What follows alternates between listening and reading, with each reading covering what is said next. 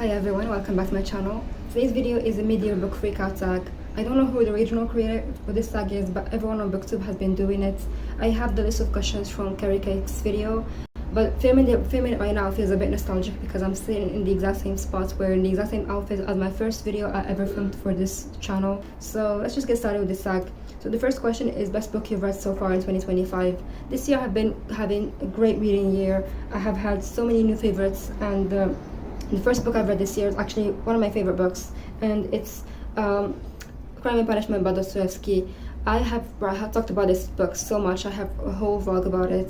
I love this book so much. Favorite book I also read is Of Blood Over Bright Haven by Emil Wang. This is a fantasy, and it's a fantasy that really grips you from the first page. I know that fantasy usually you kind of have some time to get used to the writing style and to the world building and all that, but this book grips you from the very first page. You care about the characters, you're invested in the story, and it's so well done. The ending also was perfect. It was unexpected, but it was the perfect ending for the story. It's also a fantasy standalone, which is very rare. And I also loved The Favorites by Lane Fargo. I read it as a romance, but I don't think it should be read as a romance. This is more of like a literary fiction, or not really, but this is more of a general fiction, because we're following these two characters from their childhood, and they are both figure skaters, and they have this toxic relationship where like they go back together and then break up, and go back together and break up. And I loved how the story was written. I loved all the characters. All of them were so fleshed out. They had their own lives, and they felt like real people. They all are kind of morally gray. They are really flawed. See, it's just so good. Just read it. And also, it's the most recent book I finished is East of Eden by John Steinbeck. I also have somewhat of a video about this one, not the whole book, but just have a bit of a review about it.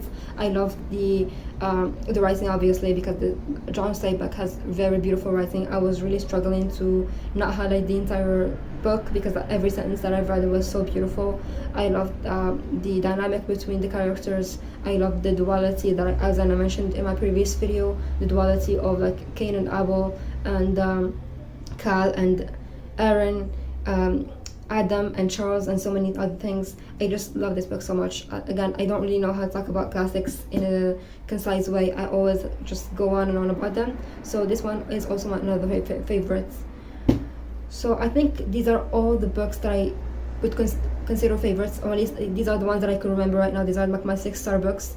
There are obviously books that I enjoyed in the middle of that, but these are my best. Oh yeah, I forgot My Friends by Frederick Backman. This was also a book that I just recently finished. I don't know how I forgot about that one.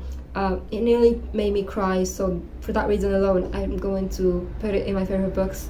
And I just love Frederick Backman's writing. I love how he tells the story in sort of like a stream of consciousness way. We're seeing, it makes you feel nostalgic for childhood and summer, even though it's telling the story of basically strangers, but it makes you feel nostalgic for these characters, and it makes you feel for them so much. So the next question is best sequel you've read so far. I did not read so many sequels this year. I think I've only read 2, and both of them are really good books that I really love. The first one is Vera Wong's Guide to Snooping, which is the sequel to the Vera Wong. I didn't know it was going to be a series, but it apparently is a series right now. So the first book, we're seeing Vera Wong when she finds a dead body in her tea shop, and everyone tells her that it's an accident, but she keeps thinking that it's murder, and she keeps trying to insert herself into things and just snoop around and stuff like that. And in this sequel, the same thing happens, where she kind of gets scammed online, scammed by phone, I mean. And then when she goes to the police station, she meets Millie, and then Millie tells her about her friend who disappeared in mysterious circumstances, and she's worried about him. So she kind of starts snooping again, and she finds that he has apparently committed suicide, but she does not believe that he committed suicide. So she again gathers this group of people who are related to him, and she kind of tries to get the answers out of them, and she gets herself in big problems because obviously the people who maybe have killed him don't want her to out their secrets. And she's also gotten herself viral on TikTok, and obviously people love her and people are following what she's doing, and obviously the killer or killers don't want her to out the secrets, which I really loved. I love, even though this is about murder and about like killers and about other serious topics, it just feels like a cozy mystery, because it just you don't want to know what happens, but it's not really something that will stress you out or anything. You're just having a good time while reading this book, and I love Vera Wong's character so much. The next sequel I've read, it's the book that I'm currently reading right now, is the third book in the Neapolitan series, and it's The Ones Who Leave and the ones who Say, the Ones Who Leave. I am loving this book. I'm loving this series. Like, whenever I talk about this book, this series in general, I just have just so much praise. I love in this third book, third installment in this world, where not really world, it's our world.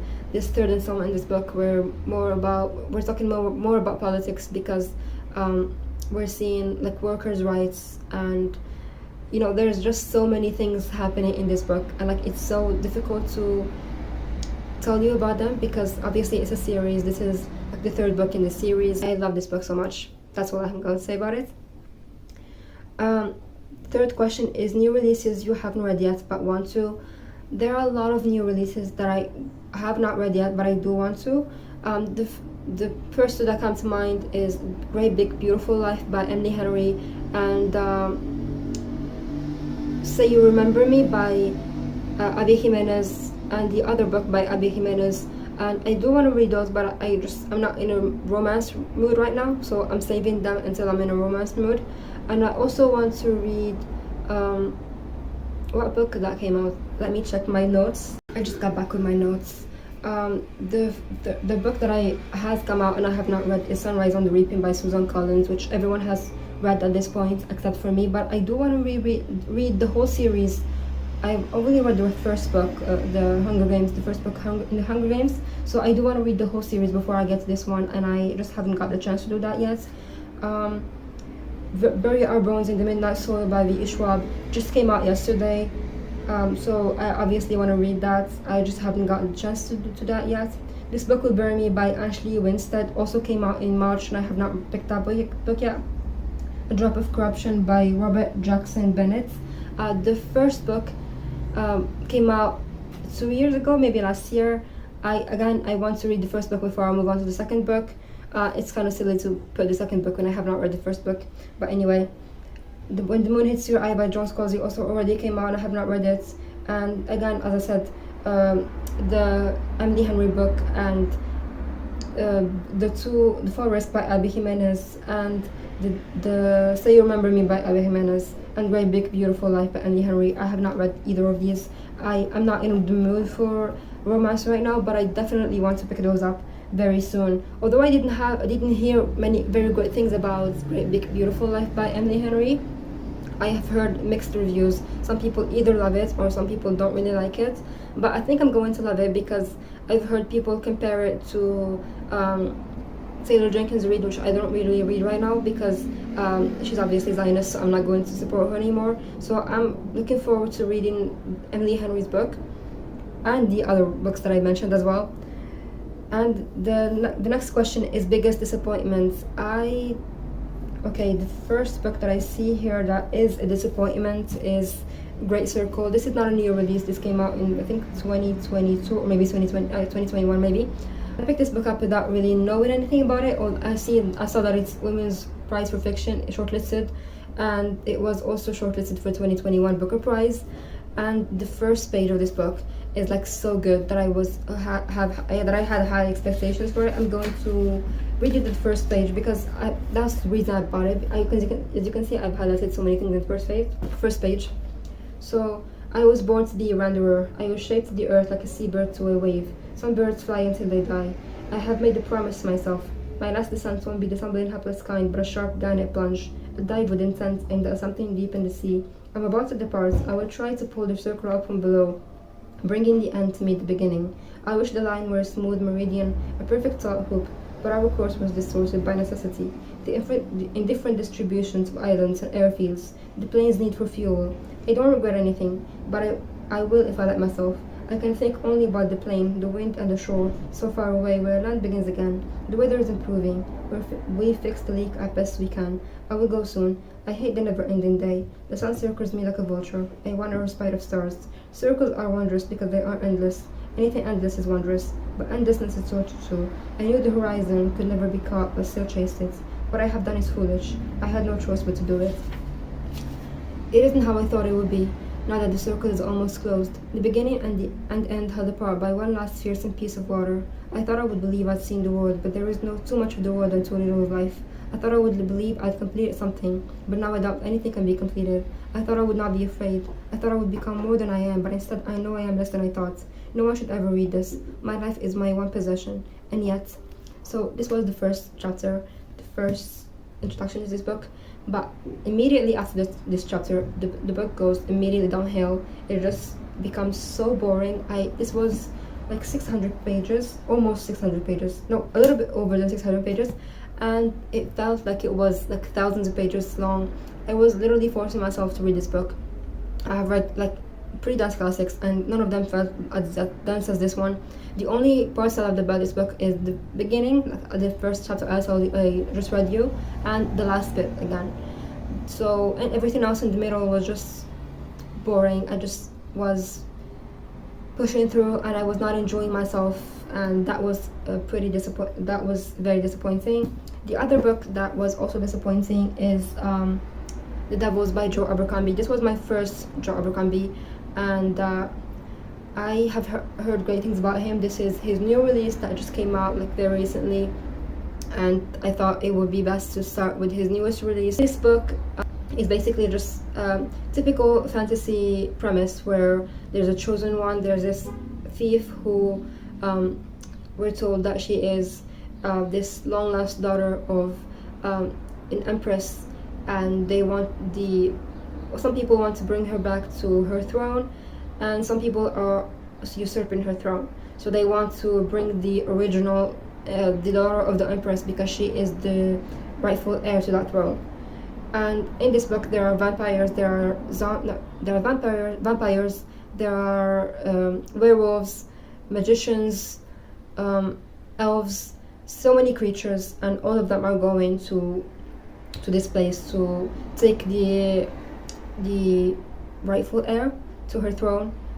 And basically, this is a very thick book, but I was just confused on what's going on because the world building is not, there's no world building. The world is not explained. We had some sort of explanation in the beginning, but then we started having a battle, and I was completely lost because I didn't know who is who or like what's going on, what's actually happening. And the battle scene lasted so long, it was very boring because I don't really know these characters right now, and we're already fighting, and I don't know who's fighting who or what's actually happening. When the battle scenes ended, we started kind of seeing the interactions between the characters, because all of them are different, all of them kind of dislike each other in a way, and they don't belong to each other, obviously. So we're getting to know them as they're getting to know each other. And I feel like this book was a little bit, I know it was shoved as adult, but it felt like young adult, because the humor in this book really felt juvenile. Like this werewolf character, she's overly sexualizing herself, and it just at some points it felt kind of uncomfortable. And because I didn't really care about the characters, the world building wasn't explained, I just didn't. I read like 20 or 30% into it, which is quite a lot because it's a thick book, and I was not enjoying myself. It wasn't really improving. I just felt like it was repetitive. I didn't care about the characters, and I don't see the point of continuing and reading while I'm reading about characters that I don't like in a character heavy book.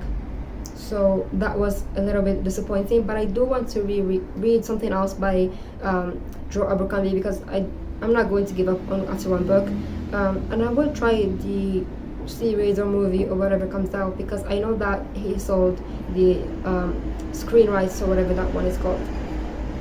So the biggest surprise for me, the only thing thing I can think about as a bigger surprise is, although I'm holding White Nights, this one has The Dream of a Ridiculous Man as well. I usually say I hate short stories. I don't really feel emotional connection with short stories, like I rarely do. But this short story just made me like it so much, because I don't know if it's because Dostoevsky, I don't know, I just love it so much. Yeah, I was surprised because it's a short story. I just needed it after all these long books that I was reading. I needed some palate cleanser, and this was perfect. I love this so much. Next question is favorite new author. I haven't read a lot of new authors this year, and definitely not more than one book. I have basically read only one book out of each character, except for Dostoevsky, but he's not a new author to me. So yeah, I don't really have an answer to this question. Best fictional crush. I don't really get crushes on fictional characters, but if I had to choose one, as I said, I did not read a lot of romance books this year. Oh, actually, I did read romance books, but not like books that characters that I would consider crushes. So this is not a romance book. It's the book that I'm currently reading, the Neapolitan series. I would say a book crush would be Enzo. He's the only good main character. Newest favorite character. This is not really a newest favorite character because I love this character in the first book, and it's Vera Wong. I just loved her character. I love how she is unhinged. She just says whatever is on her mind. I love how she inserts herself into things. I love how she kind of manipulates people around her.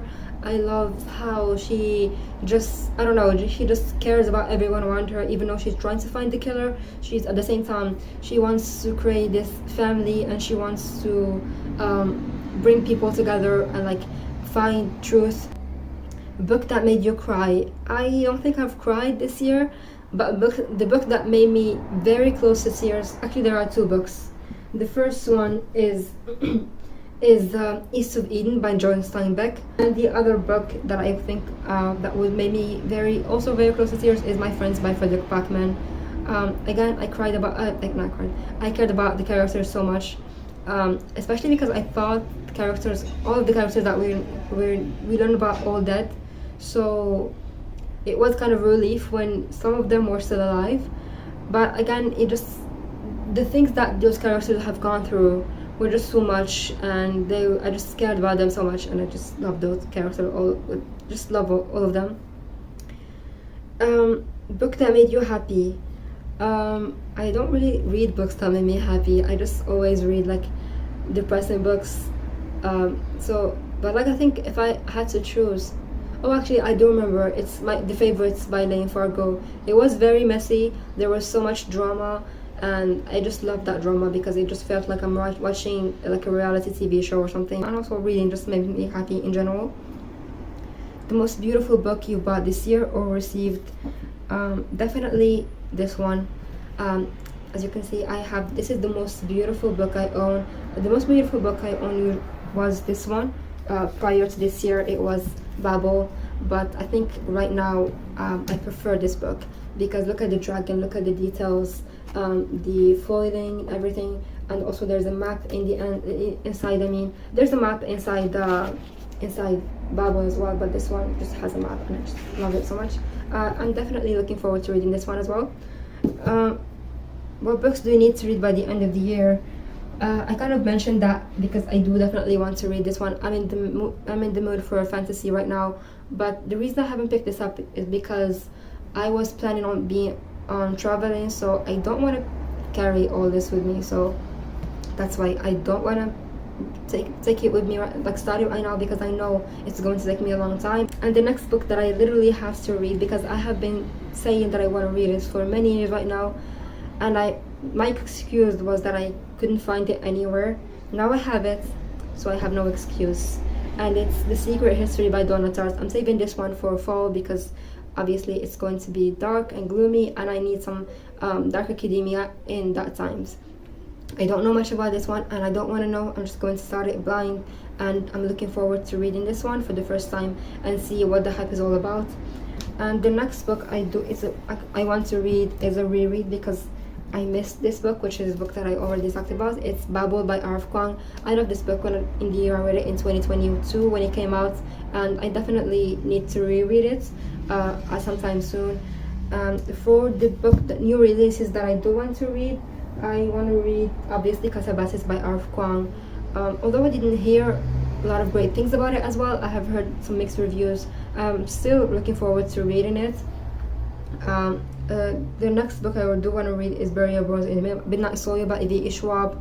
That one, as I said, also came out yesterday, so I'm definitely going to read it very soon. So this is the end of the video. I hope you had a great first part of the year, and I hope you have an even better second part of the year. And as always, I will see you in another video very soon. Goodbye.